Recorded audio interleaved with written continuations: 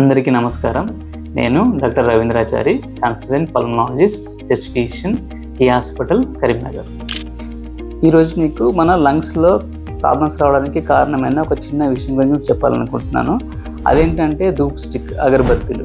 ఎవరికైతే వారంలో 3-4 రోజులు పూజ చేసే అలవాటు ఉంటుందో, లేకపోతే డైలీ తలస్నానం చేసి పూజ చేసే ఎవరైతే ఉంటారో వాళ్ళు కామన్గా పూజ చేసేప్పుడు చేసే ఇదేంటంటే అగరబత్తులు వేయించడం, లేదంటే ధూప్ స్టిక్లు వేయించడం, హారతి కర్పూరాలు వేయించడం.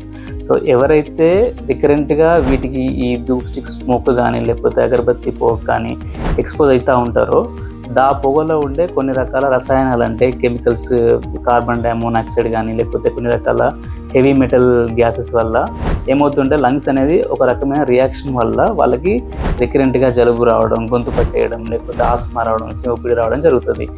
ఈ ఎక్స్పోజర్ కనుక బాగా తీవ్రంగా ఉంటాయి, ఎస్పెషల్లీ ఏంటంటే గుళ్ళో ఫ్రీక్వెంట్గా అగరబత్తులు ముట్టియడం కానీ, ధూప్ స్టిక్స్ పెట్టడం కానీ, హారతప్పులు వేయించుకుంటూ ఆ స్మోక్ని డైరెక్ట్గా తీసుకోవడం వల్ల కొన్ని రకాల క్యాన్సర్స్ కూడా వచ్చే అవకాశం ఉంటుంది.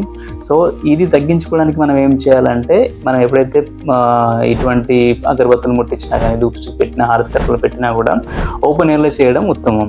లేదనుకుంటే ఎక్కువ మొత్తంలో కాకుండా 1-2 అగరబత్తులు ముట్టించడం, ఎక్కువగా హారతి కర్పూరాలు ముట్టించకపోవడం, లేకపోతే దూరంగా ఉండి వాటిని గ్యాస్ తీసుకోవడం చేయడం వల్ల కొంతవరకు మనం ఈ రిస్క్ని తగ్గించుకోవచ్చు.